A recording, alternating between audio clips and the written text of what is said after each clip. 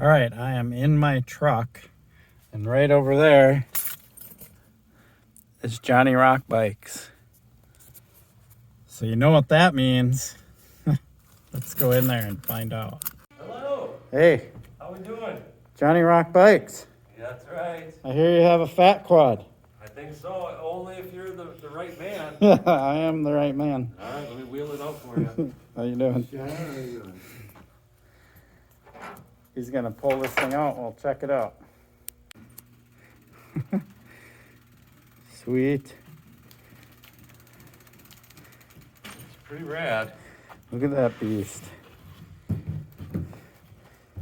Nice. All right, before I put it in the truck to take it home, gotta ride around on it a little bit. All right, what's it look like? It's getting dark out here, so I don't know what this looks like. This bike is sweet. I haven't tried bunny hopping it or doing anything else on it, but it cruises, and that's what it's going to be used for.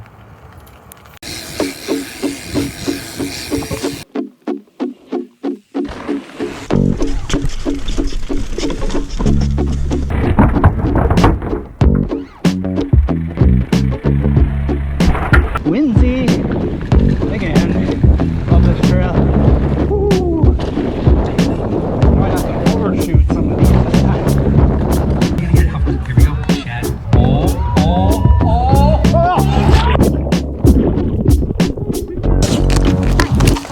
Oh yes. Can't believe I just did that. Hello, welcome to my channel. I actually got a fat quad. I'm so stoked about this. I was riding with my friend, his name's Steve. We were going down to the lakes here in Minneapolis. We have some lakes you can ride around and stuff. And he recently got one of the 26-inch Haro Masters, one of the Heritage. It's in that neon green color. Just super cool bike and great for just cruising around on and stuff. And I was riding my standard racing cruiser, which is a cool bike, but for just somewhere in my mind, I was watching the R.L. Osborne channel, and I saw that they had the Fat Quad had come out, and they got some of the pre-production models or early models, whatever it was. And so I decided to try to get one. But I didn't think I was going to be able to, because there's not very many of these. And right now during the pandemic, there's actually a shortage of bikes. So the fact that I have this sitting here in my soon-to-be gone basement, because I sold my house, it's amazing, and I'm super excited. So I called Johnny Rock's Bikes because I knew they were an SE dealer. The other SE dealer that I knew of, the Alt, had closed shop, so I called them. They were able to secure me one. They weren't sure if they could, but they tried, and they did. So here it is. So I haven't really looked over this bike really closely. The first thing I did is I just removed the reflectors, which is, bike shops have to put the reflectors on. I pulled a warning sticker off of here that was like a bright orange, and reflectors out of the wheels. I adjusted things to kind of size the way I like them.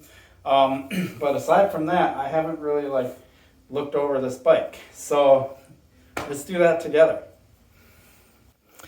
So here it is. I actually have my new light that I got recently mounted on top.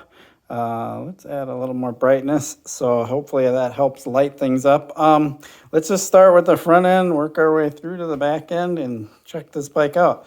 So we're gonna move up here to the handlebars. These are they look really big, but actually when I was riding the bike, they actually felt just about right. My first complaint right off the bat about these bars, they look cool, but the fact that they go so wide and there's not a whole lot of handlebar over here. These are replica, or actually they might actually be Actually, they are Oakley. Oakley B1B grips, so they're the real deal. They must be remaking them for this bike. And these were the deal to have back in the 80s. But what that leaves me is with a short grip, not a lot of room. I tried to slide the levers in because I like to do one finger braking. And so they look really cool. They ride well. I'll probably ride them like this for a while. But don't be surprised if I switch out to some different handlebars if I ever find any that have the right height and stuff for this bike. Come to the stem. Really nice engraving. SE. I think this stem is on a lot of their bikes. Fat ripping. All right, there we go. So that's pretty cool. Looks like a pretty nice headset. FSA headset. Yeah, those are decent. Coming down, I'm assuming this is going to be a sealed cartridge bearing. I can't imagine it being anything different. Nice machined head tube. Really nice welding. This is kind of what SE has always been known for. I know these aren't US made anymore, and they come from, I believe, either Taiwan or China. There's probably a made in something on here. China, yes. So it's kind of shocking that whatever bike company is making these in China, they're doing a really good job. Like, really good. There's very few flaws in these welds. So that's impressive. Which is a sign that China's been making high-end bikes now for long enough to where they're getting up to where Taiwan standards are and stuff. Now we've got the fork, landing gear fork coming down here. Pretty nice welds on those too. It's impressive. Coming down. So if you don't know landing gear, they have this kind of angle, what they would, I think they call them like baloney or something weird like that, but it's got like this shape and angle to it. Always a trademark of landing gear. Of course, this landing gear has a disc brake mount on it, which makes it a little different looking. And if we go back to this side, you'll see it more in its traditional sense. Yep. And then come to the brakes. Now this is one thing I realized that I didn't know this bike came with is these are hydraulic brakes. And so they work really well. And if you start looking at even more attention to detail, this is a fat bike, so it's got the big wide rim, but look at that. It's like the cutouts are the shape of the SE logo. Just those little attention to details. Cool little chrome valve caps. One of the things that's kind of interesting about this is because this is hydraulic, you have fluid in here. It's not a cable. I noticed it doesn't go through the stem like I would like it to. So I'm probably going to have to get a different stem cap with a hole in it. Have the cable threaded through here, which means draining fluid, doing all that stuff, whatever. I might even just have a bike shop do that because I've just not wanted to mess with hydraulic brakes. So these tires are pretty cool. Chicane. So they're 26 by 3.5. So they're not officially fat bike because fat bikes, I think 3.7 or 3.8 is like the official start of a fat bike, but that's pretty big. I mean, they're fat. But I'm curious to know, it looks like you have room. Like if I wanted to run like a true 3.8 on here, I'm sure I could. There's plenty of room in here. So let's just take this off while we're at it. Pretty cool. All right, so that's the front of the bike. Now we're gonna start moving towards the back. SE seat, super padded seat, kind of a chrome looking thing, plastic guard. So if you drop the bike, you scrape this and don't tear up the saddle. That's kind of cool. I am gonna switch this out to a quick release. The reason being is I want to be able to raise the seat when I'm cruising, but then drop it down when I want to do some jumping and stuff like that. This is a cool seat clamp, but I will definitely want to do that. I should stop rattling that paper because I'm pretty sure you can hear it in the video and it's probably really annoying. So here we go, 6061 T6, they say alloy, it's aluminum. Checking out, let's see, external bottom bracket. This Samox company keeps coming up. My Specialized has Samox cranks, so I'm wondering if they're the ones that make these cranks. And I'm a little suspicious here. Let's see, they have SE stamped in them.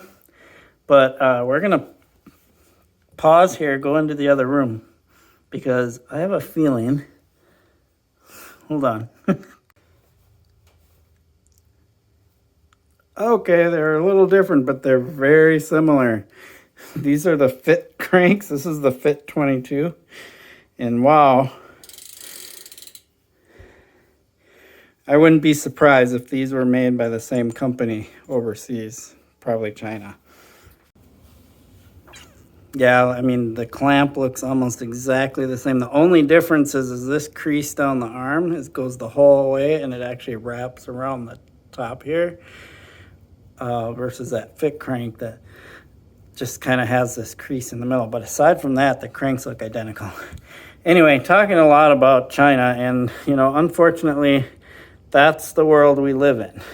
It's just almost everything's coming from China now.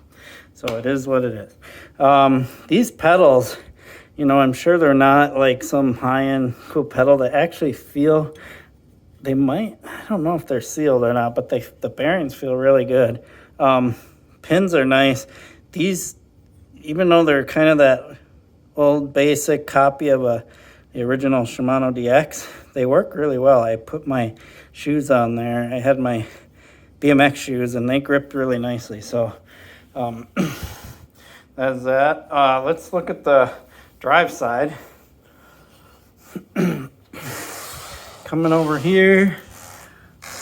Now that's a cool sprocket. Yep, it's got the SE stamped in there. Cool. I don't know what the gearing is on this, but it felt about right for what BMX is. And again, check out the weld. Impressive. Like, holy moly. Wow. Come up here. You see just a little bit of, like, that. But, I mean, that's nothing. I mean, I even saw that on the US-made PK Rippers and stuff. So, Flowo Flyers back in the day. So, we're coming back to the back end now. So we've got chain tensioners. There's one on both sides. Another hydraulic brake. Really nice welding. Wow. And again, the SE-shaped cutouts. Ah, they're made by V-Tire. Okay. Cool little chrome valve cap. Yeah, sweet. This is a cassette hub, sealed bearing. Front hub is also sealed bearing. Normal bolt-on, which is kind of nice because this is BMX. Bolt-on axles are normal. None of this through axle stuff. Horizontal slotted dropouts, so you can slide the wheel back and forth. Adjusting the chain. So we'll step back. There it is. So it seems like, aside from a few parts, everything is labeled SE. And so SE probably contracts all this stuff out and has it made for them. And I think they did a really good job. Like, I'm really stoked to have this bike. I mean, you just can't stop looking at those welds. Yeah. So there'll probably be a few things I change on this bike. This isn't going to be something I hang on the wall or anything like that. I am actually going to ride this bike. I'm going to jump this bike. I'm going to have fun on this bike. So I'm not one of these people to buy some bike and just keep it all perfect and shiny and whatever. I'm going to actually shred on it. So there you go. SC Fat Quad. Pretty much went over every detail of this bike. Bars are chromoly, fork is chromoly, frame is 6061 T6 aluminum, aluminum wheels, hubs, things like that. Weight,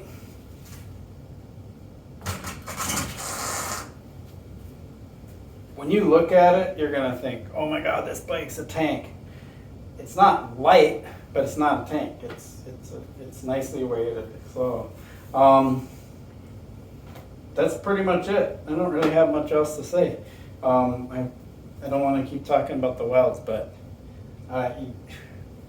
made in China, really? Like, who do they have over there welding this stuff? Because they're doing a really damn good job. Impressive. Kind of shocking, actually, to me. So, thumbs up to China for making some quality stuff. All right. So, really appreciate you watching. This bike will be in my channel some more. I'll be riding it. I actually looked at the forecast. We're supposed to get into the 40s, maybe even in the 50s by midweek. So I'll make sure and get out on this bike and do a little bit of riding and just talk about it some more and talk more about how it rides, because it's something I haven't done yet. I did pedal it around the parking lot a little bit, but the seat was high, the bars were cranked way back. It wasn't set up for me, so I didn't really try anything. So yeah, next vid, I'll take this for a ride. Thanks for watching. Please like and subscribe.